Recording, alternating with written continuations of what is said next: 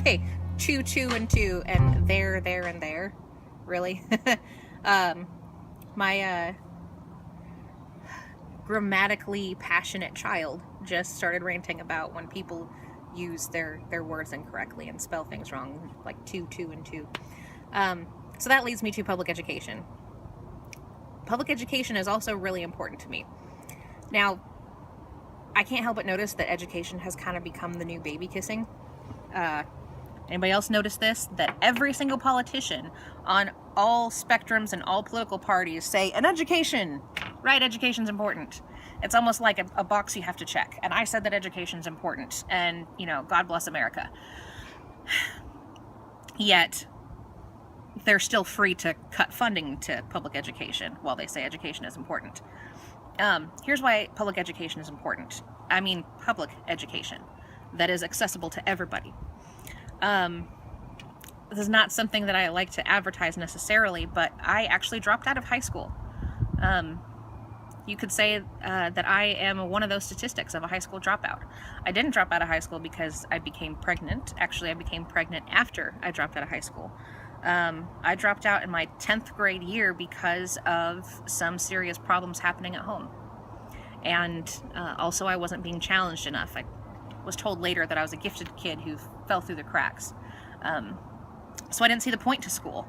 I needed to get a job to help things at the house, and school was not challenging enough for it to be worth standing in the way of survival. So I dropped out in the 10th grade. Now, that being said, the things I learned in the 8th and 9th grade are the things that I currently apply to my professional life now. I speak in conferences outside of the state, and people ask me all the time where I went to grad school. And I chuckled to myself thinking, I'm really flattered that you think I went to grad school, but I didn't even go to high school. I simply learned the things that I learned. The things that I learned in the 8th and 9th grade are the things that allowed me to be able to communicate effectively and clearly. And I also had accelerated classes available to me. I wasn't satisfied just doing the regular worksheets and reading the regular books. I had to wrestle with the information. I had to argue with the teachers and all that. And the really passionate teachers loved it when I argued because they knew I was learning, and we would come up with the solution together. So the quality of education you get in that middle school, early high school, and really the rest of high school area really can have an impact on the rest of your life. I'm seeing now in my professional life how people who had perhaps a easier road than I had, who were able to complete high school and even some college, are actually behind me professionally. They actually have less professional skills than I have, both in meetings and when we write proposals and when we do group projects. And I wonder to myself sometimes, how is it that with all their education, I am better prepared than they are? And the answer is that they were never actually taught information. They were given something to regurgitate on a test. And that's what I'm seeing in the younger part of the millennials coming through professionally. Yes, child, you had a question. Actually, I just wanted to say that the standardized testing doesn't teach you anything. It just kind of prepares you for a test, and then the teenage mind just kind of forgets it because you're never going to have that test again. Right. And so by the time we get to 8th and 9th grade, we're like, what is an algebra? What is an algebra? Yeah. So I agree with that. And here you go, straight from the source. I grew up with standardized testing.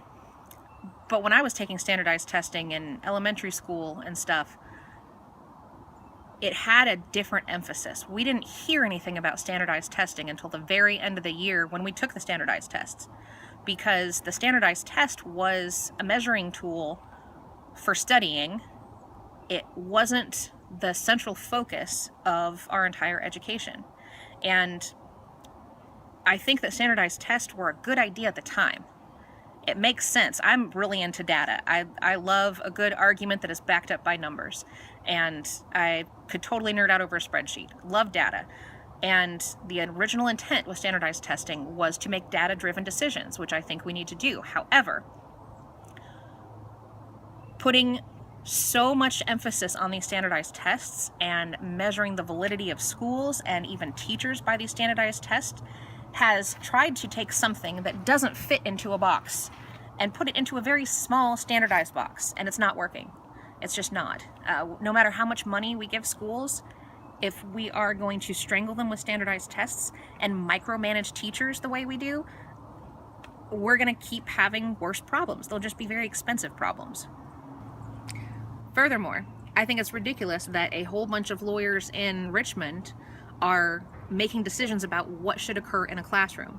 So of all the legislation around education, before I vote on anything to do with education, I can tell you that as a delegate, I would go straight to the source first. I have a lot of friends who are teachers, and I actually have a couple of school administrators that have volunteered to be on my advisory committee, which is to say that the best stance that I can have for public education is to not think that I know everything about public education.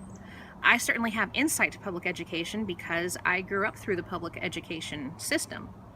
And let me follow up with the whole high school story, which is to say that no, I didn't finish high school. I did go back and get my GED, however, when my child was, maybe 6 or 7 months old, maybe a year old. So I did get my GED, and I aced it. And a couple of the people said, well, why are you taking the GED when you got such high scores? And then I went on to paramedic school. That's what my background is in. So I have since been to college, and I have had education, but my experience in the public education system is one that I think proves the critical nature of the education that we are giving our young people. So that being said, whenever there is something to be voted on or legislated in Richmond, I'm not going to be so arrogant to think that I have a completely informed opinion when there are wonderful professionals who spend 20 plus years devoting their entire career to this. I'm not going to tell them what to do. I'm going to ask multiple professionals their viewpoint and how these votes will affect them in the long run and what it's actually going to look like on the ground. Furthermore, okay, yeah, there's a couple more furthermores. It's a common soapboxes education thing. While all the politicians are kissing babies and checking off the box that they love education, I've heard several politicians in front of groups of people giving their political speeches actually saying that some of the teachers' unions exist to keep bad teachers employed. Bad teachers, I'm not going to say that they don't exist because, unicorns and stuff, but you don't get into teaching for the money. You don't get into teaching for the prestige. You don't get into teaching to climb a ladder of any kind. So I'm really curious as to who these bad teachers are and why they're politically organizing to keep their jobs. Because we do not pay teachers enough, and we don't treat them with the kind of respect enough for it to even be attractive to somebody who isn't there because they're passionate about kids and passionate about public education. You really have to be passionate about public education to put up with the crap that teachers put up with. So to every politician who thinks that teachers are just out to be lazy, I'd say spend some time in a classroom. One of the things that I do with the fire department is public safety education. So I teach kids to stop, drop, and roll, among other things, and some strategic planning and stuff.